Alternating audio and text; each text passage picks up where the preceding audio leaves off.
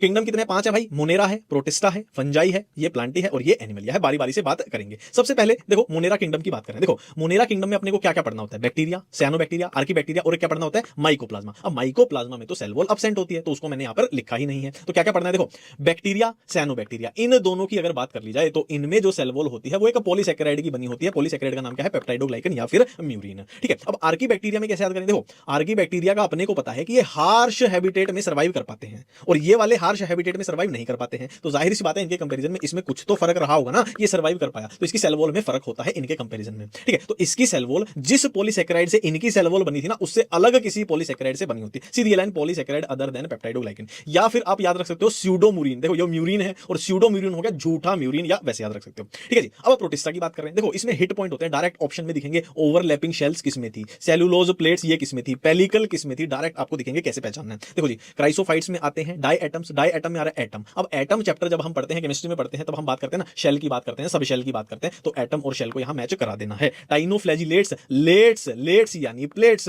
Plate से plates याद आ जाएगा, सीधी बात है। ठीक है, इसको कैसे याद रखना है? देखो इलेक्ट्रिकल पोल, ईपी से इसको याद रख ला करो, ईपी से सारी चीजें कवर हो जाएंगे। देखो ई का मतलब है यूग्लिनोइड की ट्रिक है, और ई का मतलब क्या है? इलास्टिक याद रखना, इलास्टिक यानी फ्लेक्सिबल, उसके कंपेरेटिव है, याद आ जाएगा।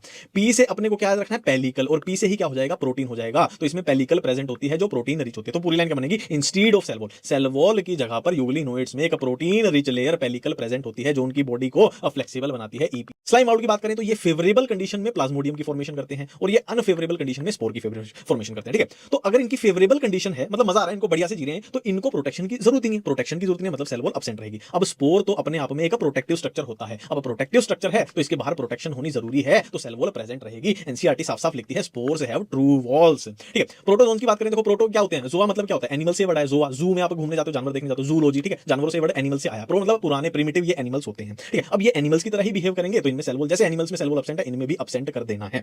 फंजाई का सबको पता ही होता है कि काइटिन की बनी होती है, और काइटिन क्या है? होमोपॉलीमर है किसका? नाग का। नाग की फुल फॉर्म एन एसिटाइल ग्लूकोजमेन। ठीक है, प्लांट्स की बात करें तो प्लांट्स में इन कॉमन इन जनरल पूछ लिया जाए तो सेलुलोज, हेमीसेलुलोज, पेक्टिन, प्रोटीन। यहां पर ध्यान देने लायक बात यह है कि प्लांट का जहां भी जिक्र हो गया उसकी सेल वॉल में सेलुलोज तो होगा ही होगा, बात खत्म है, ये तो होगा ही होगा। ठीक है, अब क्वेश्चन कहां से पूछा जाएगा? क्वेश्चन पूछा जाएगा अपने से एल्गी से। एल्गी तीन टाइप की, green algae, brown algae, red algae.